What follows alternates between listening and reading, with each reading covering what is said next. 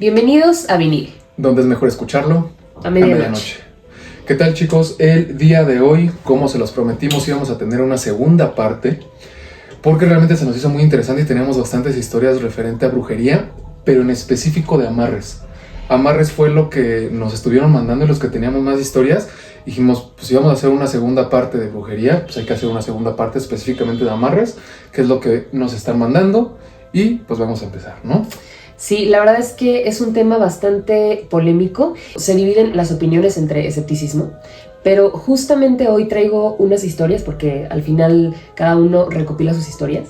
Traigo dos historias que te van a hacer preguntarte si de verdad eres escéptico o no. Digo, al final necesitas vivirlo quizás para poder creerlo, pero son historias bastante buenas y te pones a pensar cómo no es un tema aislado. Hay muchas personas que lo hacen, entonces pues vamos a empezar y quédense.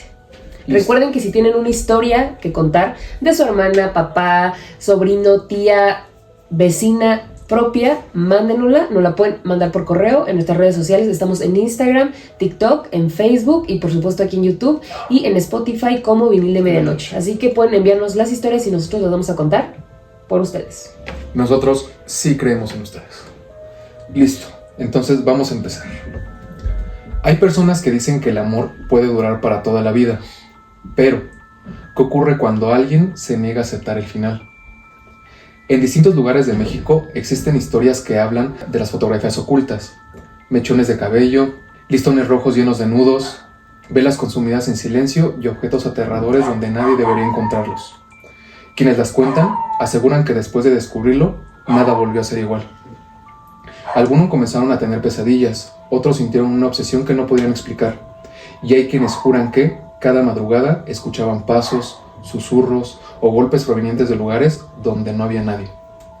¿Fue el miedo que transformó su realidad o realmente estaban viviendo algo que nunca lograron comprender? Esta noche conocerán 4 testimonios enviados de manera anónima a nuestro canal. 4 historias perturbadoras que giran en torno a supuestos amarres de amor. Apaga la luz, ponte los audífonos, sube el volumen y tienes que escucharlo con atención, porque cuando termines este video, quizás vuelvas a mirar con desconfianza cualquier regalo, cualquier fotografía o cualquier objeto que alguien haya dejado frente a tu puerta. Como bien lo decíamos, son amarres.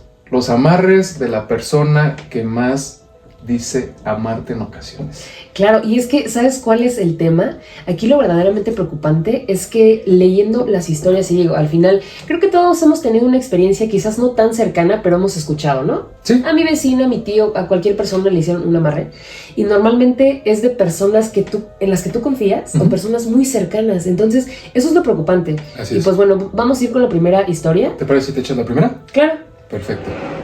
Esta historia que te voy a contar me la manda un seguidor. De hecho no es un seguidor mexicano, es un seguidor de Colombia. Me pide que sea una historia anónima, así que la voy a contar en primera persona, pero bueno, siempre respetando el anonimato de nuestros seguidores. Claro. ¿Bien? Hola, esto nunca se lo he contado a nadie. La brujería me arruinó la vida en Medellín.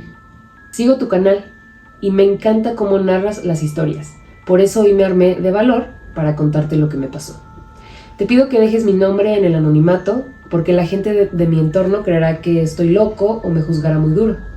Esto me pasó aquí en Medellín hace más o menos un año.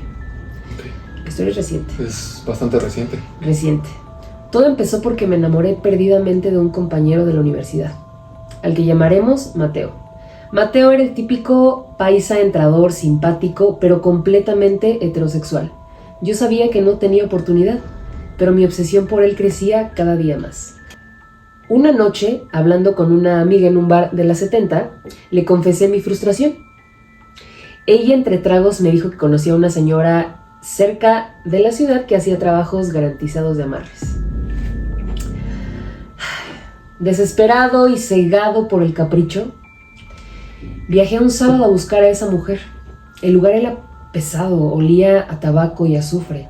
La señora me pidió una foto de Mateo y una prenda suya que logré quitarle del casillero de la universidad y una fuerte suma de dinero.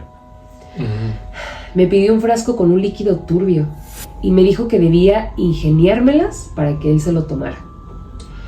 y que rezara una oración que ella me dio durante 3 noches seguidas a medianoche. Logré echarle las gotas en un termo con café durante un trabajo en equipo. Hermano, al principio pensé que había funcionado. A los días, Mateo cambió por completo. Dejó de salir con sus amigos, me buscaba a toda hora, me mandaba mensajes intensos y terminó confesándome que no dejaba de pensar en mí. Yo estaba feliz. Pensaba, Dios, gracias, gracias. O que el diablo me había escuchado. Claro. Pero la felicidad duró muy poco. El amarre no generó amor, generó una obsesión enfermiza y violenta. Oye. Mateo empezó a perder los estribos. Dejó de ir a la universidad porque decía que si no estaba conmigo no quería estar en ningún lado. Si yo no le contestaba un mensaje en 5 minutos, aparecía en la puerta de mi casa gritando. Sus ojos ya no eran los mismos. Se le veían ojeras profundas y una mirada vacía, como si estuviera poseído o flotando en una nota muy mala. La peor noche vino. Llegó a mi apartamento y yo traté de calmarlo y decirle que saliera con sus amigos, que respirara. Claro. Se puso como loco. Me agarró del cuello, empezó a llorar con una voz que ni siquiera parecía la de él y me dijo: Tú me hiciste algo, yo te odio, pero no puedo vivir sin ti. Ay, En ese momento me di cuenta del horror que había cometido. Rompí a llorar y llamé a la policía porque sentí que me iba a matar. Estaba de verdad loco. Claro. Al día siguiente, desesperado, volví donde estaba la bruja para que deshiciera el trabajo. Para mi desfortuna, el rancho estaba abandonado y los vecinos me dijeron que la policía se la había llevado días antes. Me quedé completamente solo y sin nadie que me ayudara. Las consecuencias hasta el día de hoy han sido nefastas. Mateo tuvo un colapso mental severo a las pocas semanas, intentó quitarse la vida.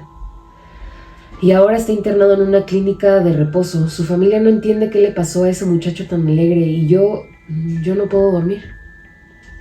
En mi apartamento se siente un frío espantoso. Todas las noches a las 3 de la mañana escucho pasos y se siente una entidad que, no sé, demasiado horrorosa. Siento que lo que usé para amarrar a Mateo se quedó conmigo.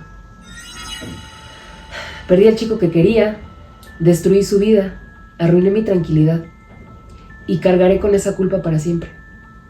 Espero que mi historia les sirva a tus seguidores para que entiendan: con el libre albedrío y las fuerzas oscuras no se juega. Un abrazo desde Colombia. ¡Madre santa! Esa historia, cuando la leí, ¡Qué fuerte está! me quedé pensando y dije, ¡fuck! Destruyó la vida de un chavo que quizás, digo, o sea, porque al final él decía que era un chavo vigoroso, feliz, entusiasta. Claro. Destruyó la vida de alguien que posiblemente pudo haber sido un buen profesionista, un buen papá. Claro. Y sobre todo, ahorita Mateo sigue vivo. Digo, al final no se llama Mateo, recordemos que es una historia anónima. Sí.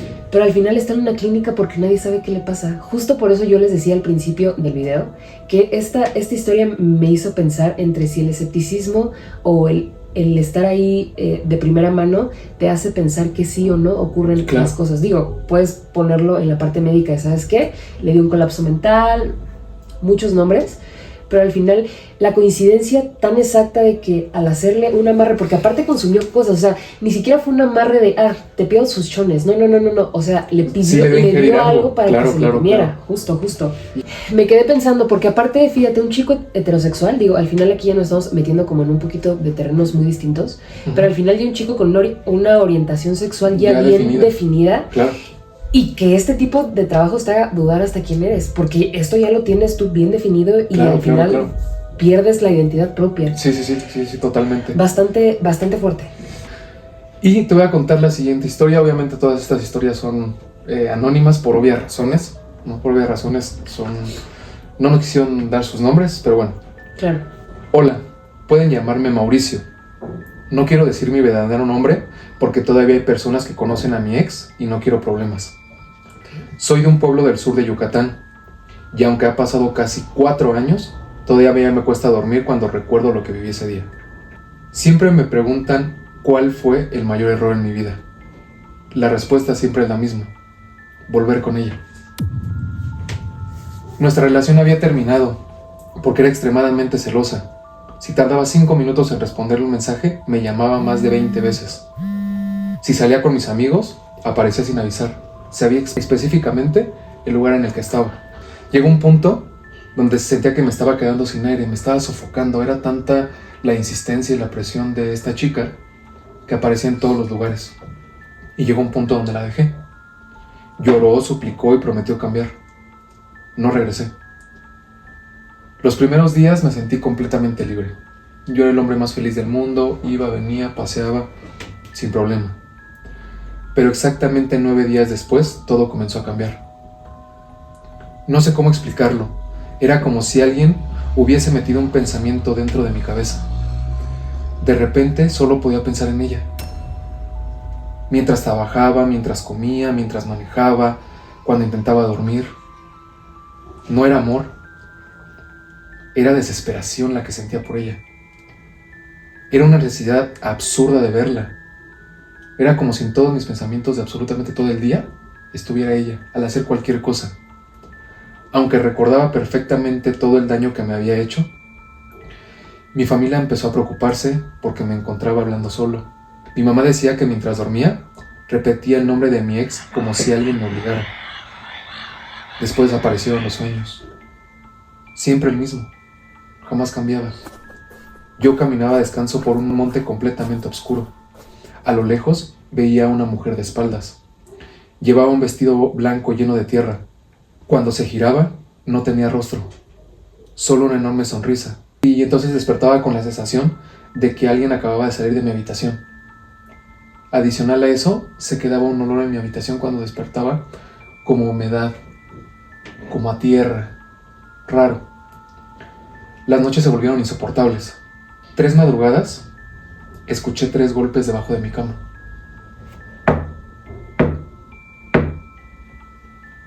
Nunca eran más, nunca eran menos. Siempre 3 golpes. Y una madrugada, reuní el valor que me quedaba en ese momento porque estaba realmente asustado para mirar. Afortunadamente no había absolutamente nada. Pero el piso estaba lleno de una tierra húmeda, una tierra como si la hubiesen sacado de una maceta y lo hubiesen dejado abajo de mi cama.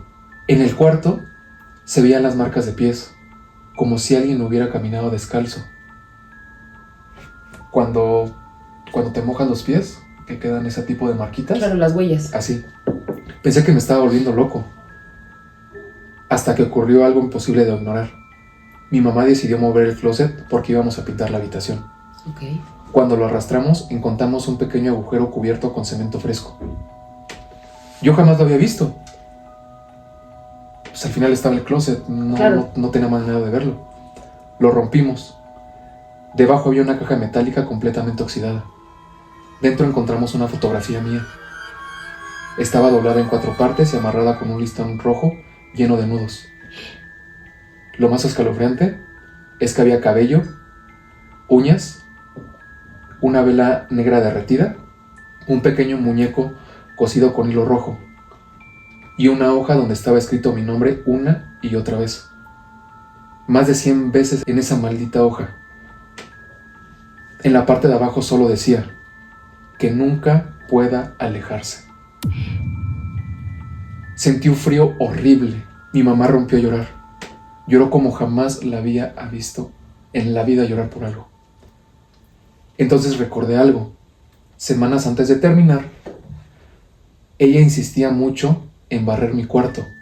Incluso un día se quedó solo varios minutos en mi habitación. Yo salí a comprar un refresco y ella se quedó ahí. Jamás le di importancia hasta ese momento. Esa misma noche comenzaron los susurros. No era una voz fuerte. Era como si alguien me hablara pegado al oído. Ve con ella. No. Ella te está esperando. Cada noche era más clara. Dejé de dormir. Perdí casi 10 kilos. Mis compañeros del trabajo decían que parecía que estuviera enfermo. Una madrugada desperté porque sentía que alguien estaba sentado sobre mi pecho. No podía moverme.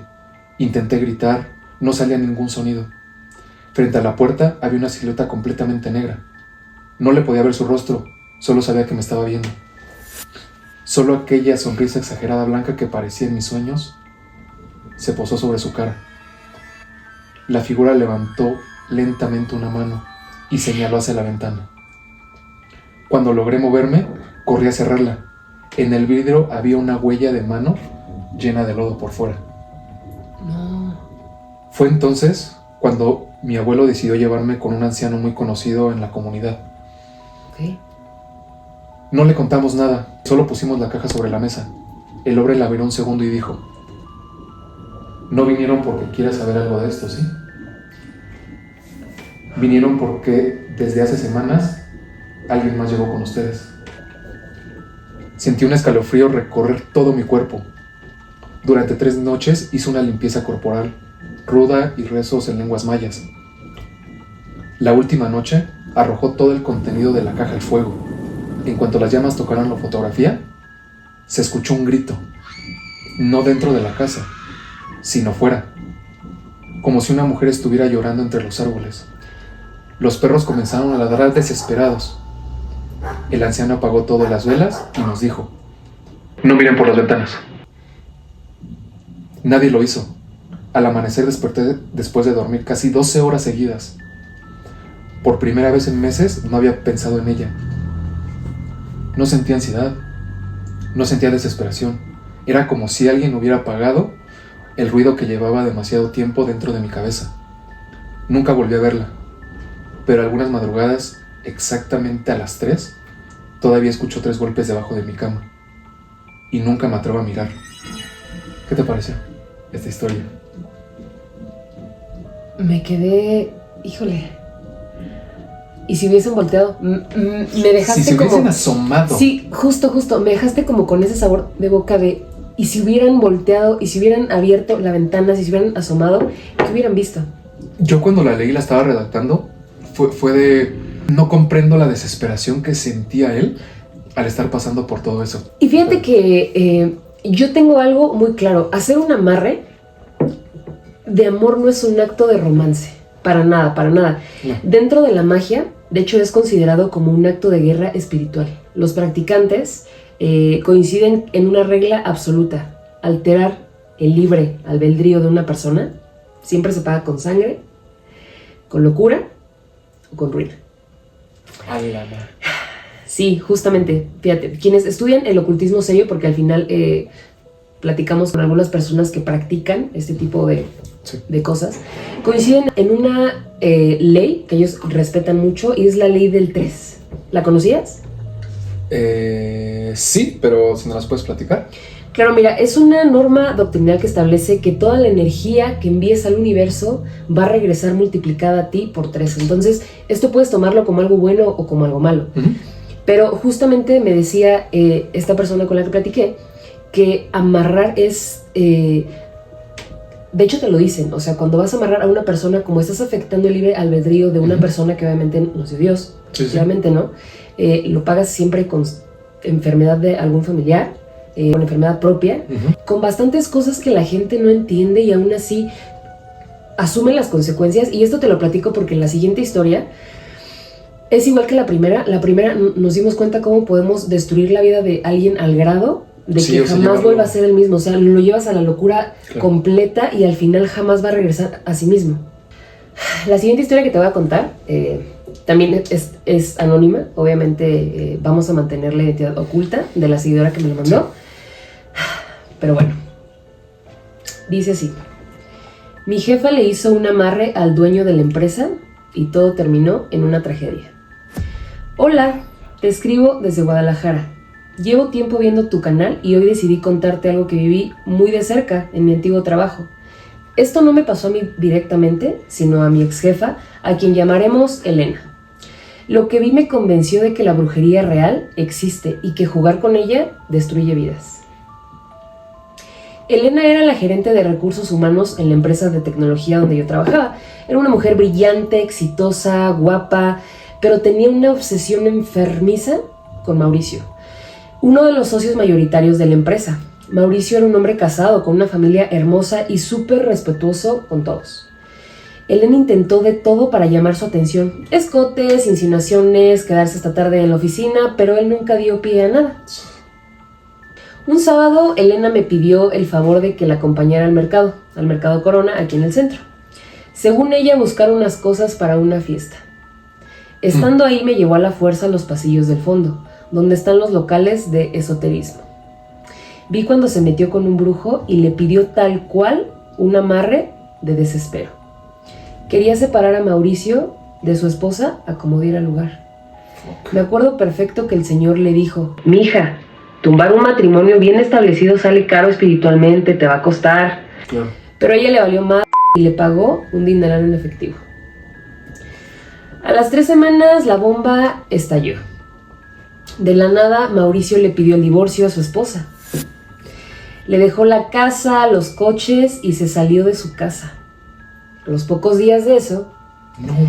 él y Elena llegaron de la mano a la oficina. Se le cumplió. No, todos nos quedamos en shock. Claro. Elena andaba insoportable y sintiéndose la dueña de todo. Pero aquí viene lo feo y lo que nadie te cuenta de los amarres. A Mauricio no le dio por volverse celoso o violento. No. El tipo literal se empezó a secar y a pendejar. Perdió el brillo por completo. Llegaba a la oficina sin bañarse, con la ropa arrugada, con una mirada perdida, como oída. Dejó de tomar decisiones en la empresa. Si Elena entraba a una junta, él se quedaba afuera para esperarla. Híjole, ya estaba. Se quedaba en el pasillo parado como perrito. Bajó muchísimo de peso, empezó a hablar solo. Los otros socios se dieron cuenta de que el negocio se estaba yendo abajo por sus errores y le quitaron el poder legal para congelarlo en sus negociaciones. Elena pasó de tener un hombre exitoso que quería a cargar con un bulto que parecía tener demencia o que estaba en un viaje de drogas permanente. Y la energía de ese güey era tan pesada que empezó a absorber a Elena. A ella se le empezó a caer el cabello a mechones, le salieron unas manchas horribles en la piel y el rostro se le desencajó. Además, la oficina de ella empezó a oler a humedad, como a rancio, y las plantas que tenía en su escritorio se le morían a los días. Lo más cabrón pasó una tarde que me quedé para terminar una nómina. Escuché unos gritos espantosos en la oficina de Elena.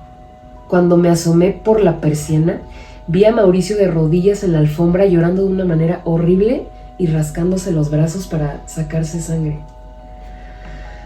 Le suplicaba a Elena que le diera su medicina, refiriéndose al café que ella le preparaba todas las mañanas. Ahí era donde le metía el trabajo. Claro. Se lo daba de tomar. Elena estaba pálida, temblando, gritándole que ya la dejara en paz. En eso, Mauricio la volteó a ver con los ojos en blanco y le gritó: Me amarraste el cuerpo, pero me dejaste el alma suelta. Siento que me estoy quemando por dentro. Se me congeló la sangre. Claro. A los días, la familia de Mauricio vino por él y se lo llevaron internado a una clínica psiquiátrica en los Estados Unidos. Los médicos dijeron que fue un brote psicótico severo de la nada. A Elena, por supuesto, la corrieron de la empresa por el escándalo y pues por descuidar su trabajo. Hoy en día, Elena vive encerrada con sus papás. Me enteré por una conocida que cayó en una depresión terrible y le dio una enfermedad autoinmune que los doctores no logran entender. Ese amarre no trajo amor. Destruyó la cabeza de Mauricio y le pudrió la vida a Elena. Ojalá la gente entienda que con esto no se juega. ¿Qué te pareció la historia? Hijo de su madre. Digo, al final esta historia no es como una vivencia propia, pero al final ella lo vio muy de cerca con su ex jefa. Y recordemos la diferencia, o sea, aquí viene la diferencia entre lo que es un amarre y un endulzamiento. Y fíjate que los practicantes dicen que los endulzamientos y los amarres son completamente distintos. Los endulzamientos es una magia benigna para suavizar como asperezas en una pareja que tiene roces, ¿no? Al contrario, el amarre es o está clasificado directamente como la magia negra, porque busca doblegar y obligar a otra persona y someter su mente ante otra. Sí.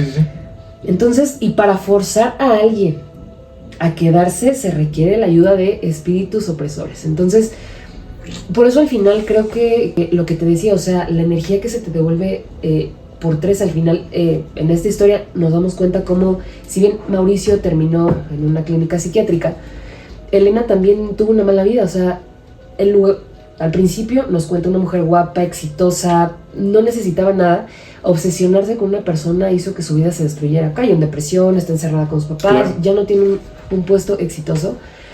todo por la obsesión, porque justo yo creo que un amarre no se trata de amor, se trata de obsesión. Amar es respetar la decisión de la otra persona si quiere estar o no contigo, pero ya el hecho de doblegar su propia, su albedrío, su manera de tomar decisiones y que solo sea enfocada hacia ti, destruye vidas. La verdad es que destruye vidas. Es que es justamente como lo comentabas de este señor que al final mandó su carrera, su vida, toda la fregada. No fue culpa de él, obviamente. Claro. Fue culpa de esta persona, pero al final te das cuenta que el hacer eso lleva a la persona a la que se lo estás haciendo a una ruina que probablemente no te va a gustar.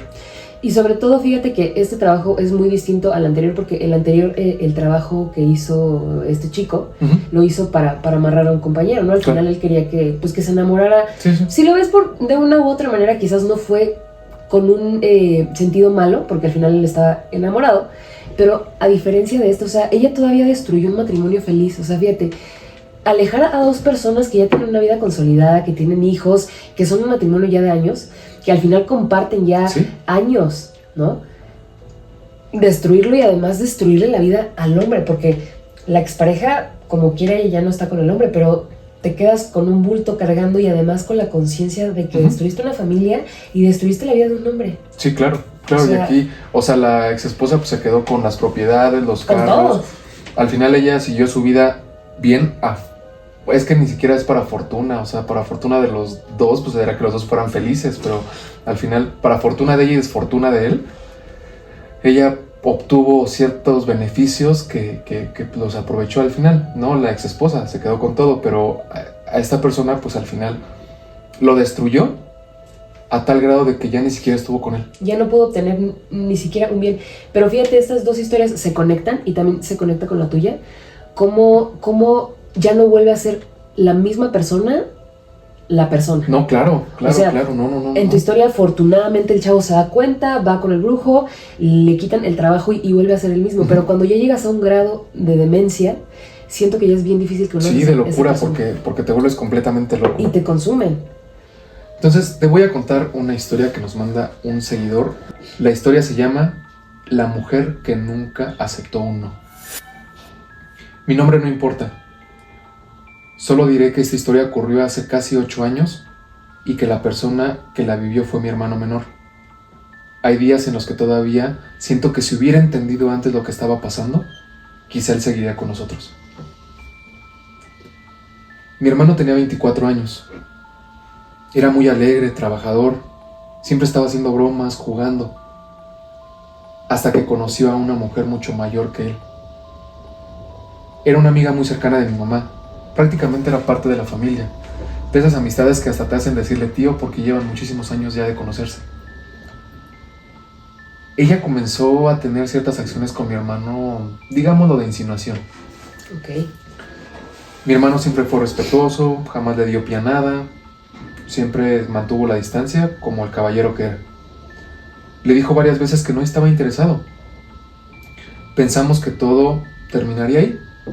Al él decirle que pues no quería nada, pensamos que todo iba a acabar ahí. Pero comenzó a aparecer en cualquier lugar donde estaba mi hermano. Si íbamos al mercado, ahí estaba. Si íbamos a la iglesia, también estaba. Si íbamos a alguna plaza, también estaba. Incluso aparecía afuera del trabajo de mi hermano. Mi hermano le comentó eso a mi mamá y mi mamá pues se le hizo muy extraño ya, ¿no? Claro. Las ocasiones que lo encontró afuera de su trabajo, solamente le sonreía y le decía con una voz calmada y serena: ya vas a entender que estamos destinados. Cuando nos platicó nos daba mucho miedo que nos dijera eso. Mi mamá dejó de hablarle. Durante unas semanas desapareció. Creímos que todo había terminado, que todo había acabado. Entonces comenzaron las pesadillas de mi hermano. Despertaba llorando. Decía que soñaba con una mujer peinándolo mientras repetía su nombre. Qué creepy. Pero nunca lograba verle la cara en el reflejo del espejo. Solo decía que se alcanzaba a ver una pequeña sonrisa. De esa sonrisa que solamente haces una pequeña mueca. Después comenzó a hablar dormido. No eran palabras normales de un sonámbulo, de alguien que balbucea. Era como si respondiese preguntas de alguien invisible que estaba con él. Una noche lo escuché decir: ya te dije que no quiero ir. Después guardó silencio unos segundos y respondió: está bien, pero deja a mi familia en paz. Sentí un nudo en el estómago y la garganta, no podía ni siquiera hablar. Cuando abrí la puerta, él dormía profundamente. Hasta roncando estaba. Tranquilo, sereno. Sin embargo, la ventana estaba completamente abierta. Y un olor a flores marchitas llenaba la habitación. De ese olor a flores que vas a un panteón y hueles el agua estancada y las flores que ya están secas. A eso olía. Los días siguientes fueron muy extraños. Encontramos listones rojos amarrados en la reja de la casa. Velas consumidas en la banqueta. Montones de sal con tierra esparcida por toda la banqueta frente a nuestra casa. Mi hermano comenzó a enfermar. Los médicos no nos mostraban nada que fuese fuera de lo común. Su estado físico era bastante bueno porque, como les decía, era deportista, jugaba todo, era prácticamente perfecto lo que tenía. Pero cada día estaba peor. Tenía unas ojeras tan profundas que parecía que no hubiese dormido en semanas. Lo más aterrador ocurrió en una madrugada. Escuchamos a alguien que corría en el techo. Pensamos que era un gato. Después entendimos que no, porque los pasos eran muy pesados. Parecían los de una persona. Mi papá en ese momento salió corriendo. Obviamente no había nadie.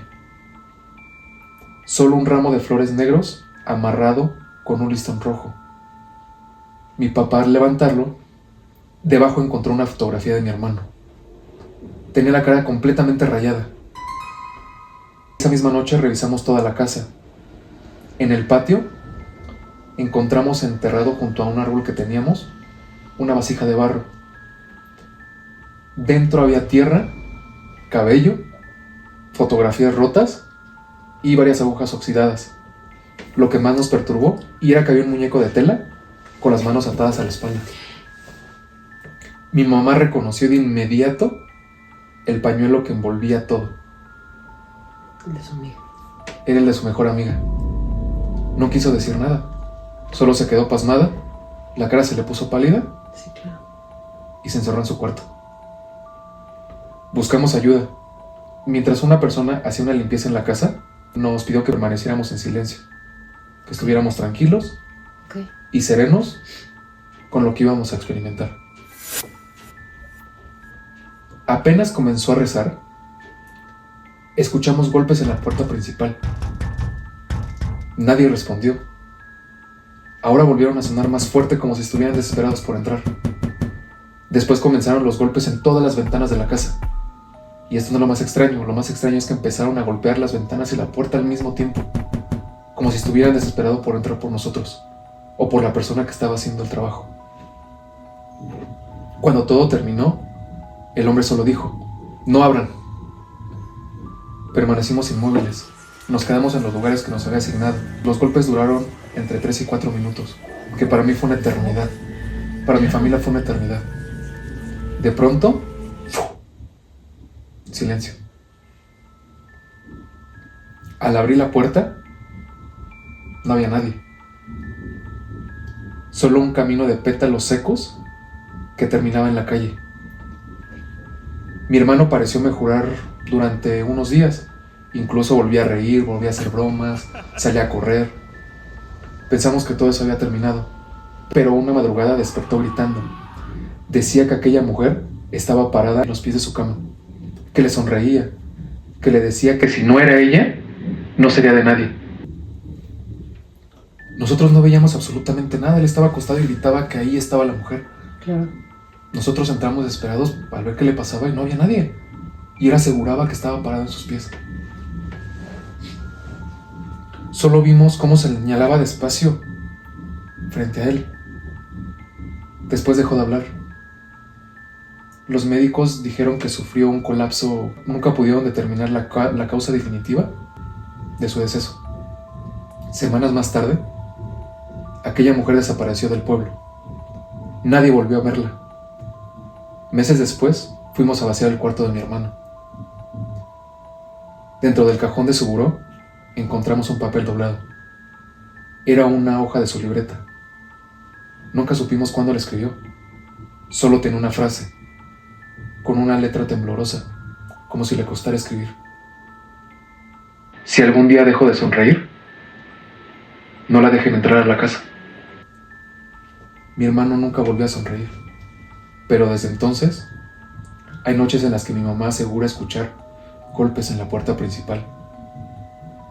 Y nadie, absolutamente nadie, de esta familia ha vuelto a abrir la puerta después de medianoche. ¿Qué te pareció la historia? Nuevamente tuvimos un deceso en otro capítulo.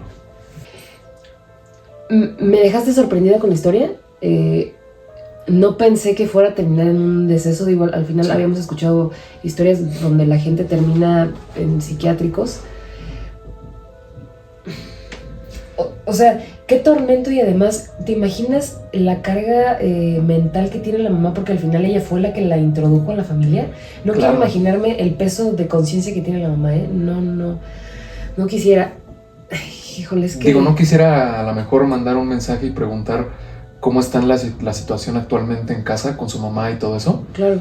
Porque al final siento que sí, como dices, ha de ser una carga enorme para su mamá el hecho de decir, era mi mejor amiga, la metí a mi casa y pasó esto, ¿sabes? Yo cuando la leí sí fue el hecho de... Otra vez me volvió a tocar una historia donde hay un deceso. Sí, otra vez. Es la segunda. Y honestamente no me gusta leer ese tipo de historias porque es como de... Güey, ya no pudimos hacer nada. Claro. Ya no pudimos salvar la vida a esta persona. Y su hermano. O sea, no pudo hacer nada y como dice ella, si nos hubiéramos dado cuenta antes, probablemente hubiese estado aquí todavía.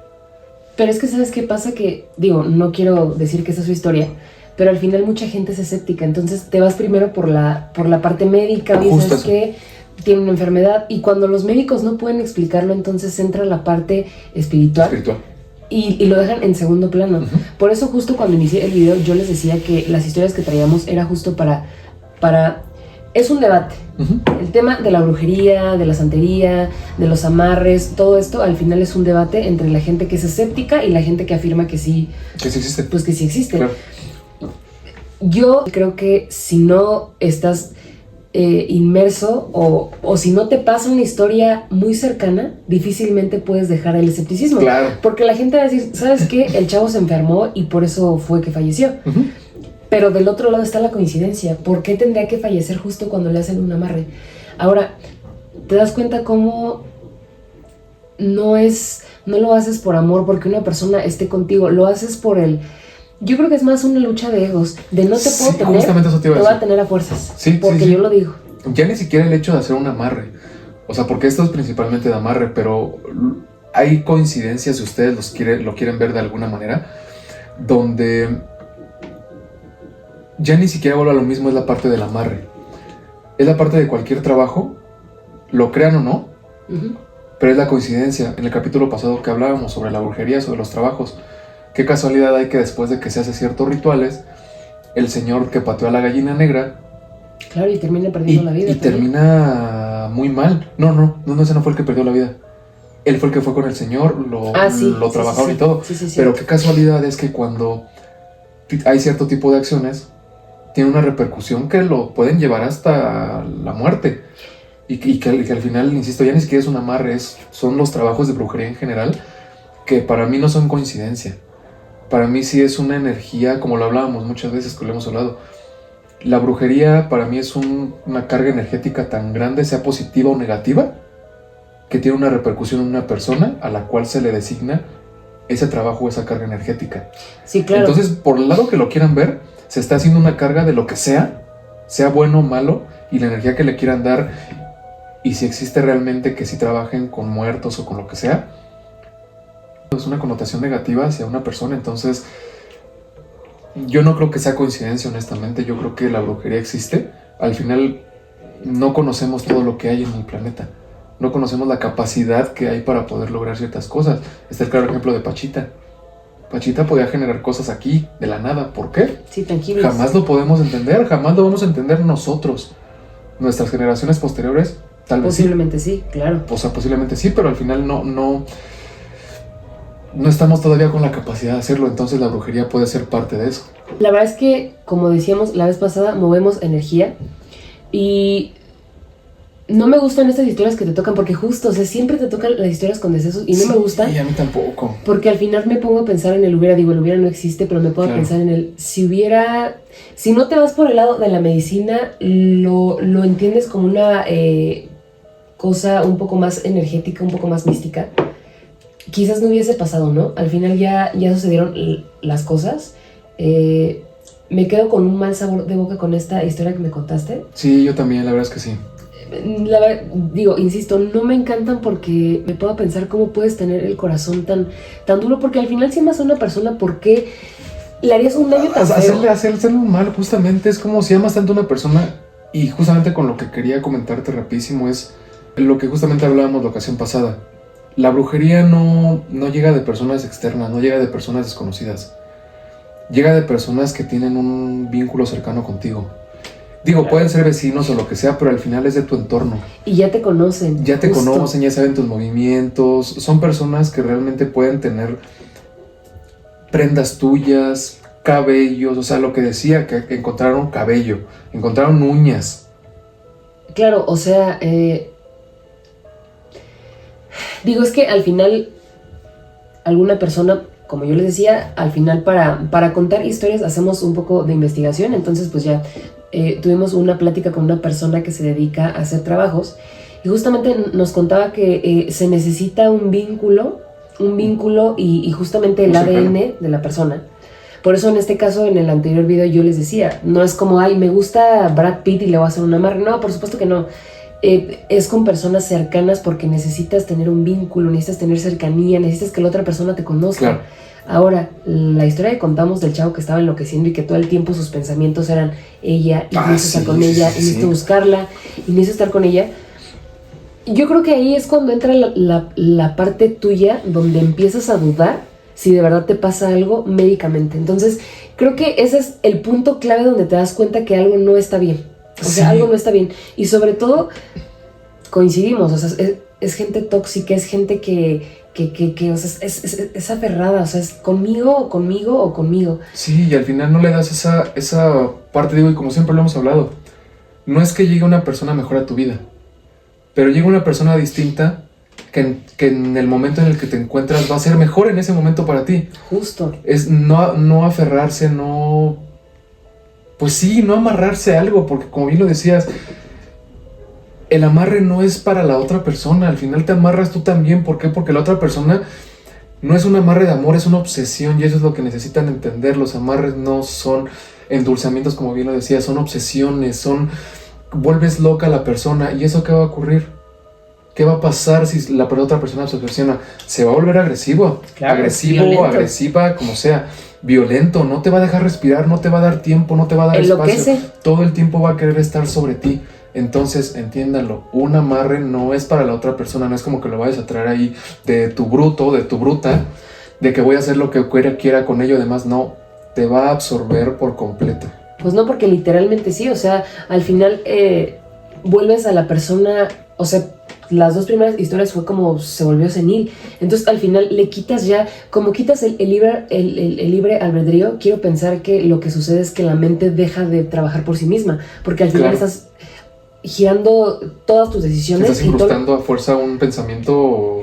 No, o sea, lo que me refiero es que todas tus decisiones la estás girando en torno a una persona. Entonces, tu cuerpo deja o tu mente deja de desarrollar la capacidad de tomar decisiones por cuenta propia. Además, sí, lo que yo te decía, o sea, los brujos te dicen, o sea, las personas que practican la brujería, la santería, te dicen que este tipo de amarres se pagan con sangre, se pagan con desdicha y se pagan incluso hasta con la parte económica. Claro.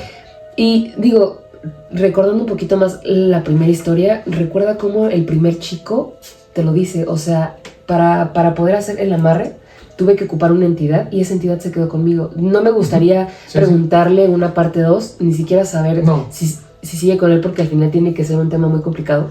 Pero imagínate, ok, ya perdiste al chavo que amabas. Ya, el chavo se fue a un hospital psiquiátrico y todavía te quedas con el fantasma porque no puedes dormir, o sea, todavía te atormenta. Entonces, O sea, te quedas con un fantasma que además de que te va a atormentar, te va a hacer la vida imposible. O sea, él dice que ya no puede ni siquiera descansar bien. Es que eso justamente es lo que comentábamos en el anterior episodio. Si a lo mejor les puedo dar un consejo, es no hagan las cosas por enojo. No hagan nada que después se puedan arrepentir y decir, ¿por qué lo hice? Porque no saben las consecuencias que van a tener. Justamente lo que estás hablando del chico este. Hizo el amarre, volvió loco a este compa. Y hasta el final, hasta él salió perjudicado porque la presencia que lo estaba atormentando allá ya se vino para acá. Sí, justo. Y además dices, bueno, en el momento estás enojado y eres la novia de conmigo, ok, ya, lo amarraste. El chavo se vuelve celoso, tóxico, agresivo. Después conoces a otra persona. Te enamoras de otra persona. Y este chavo jamás te va a dejar en paz. Sí, jamás claro. te va a dejar en paz porque lo haces dependiente. Ni siquiera un amarre yo creo que no es para atraerlo, es para hacerlo dependiente y Claro, que te para necesite. obsesionar. Justo, o sea que ya... Digo, porque hay un amarre, o bueno, hay como palabras muy famosas dentro del mundo de la brujería.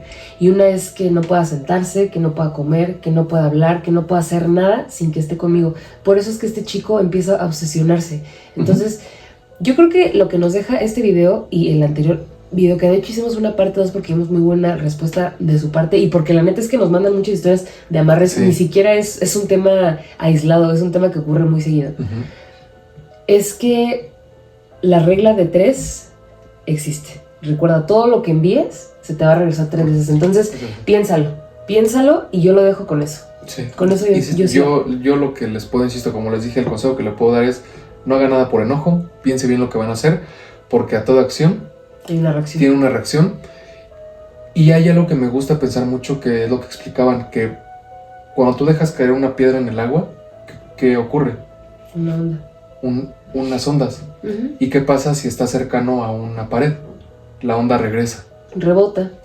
entonces todo lo que hagas, tarde o temprano te va a impactar.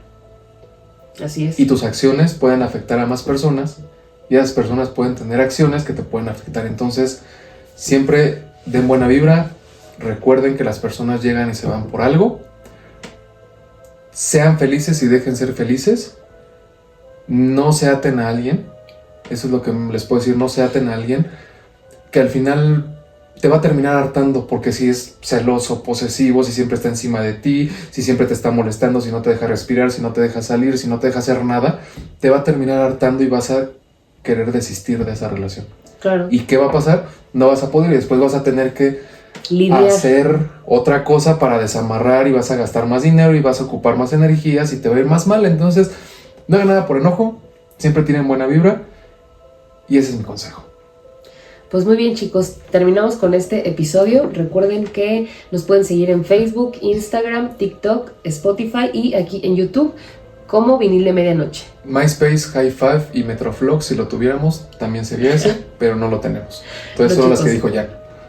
Así ¿Va? que cuídense mucho. El siguiente episodio esperemos que sea en una exploración. Vamos a hacer una exploración urbana en un lugar que les va a gustar.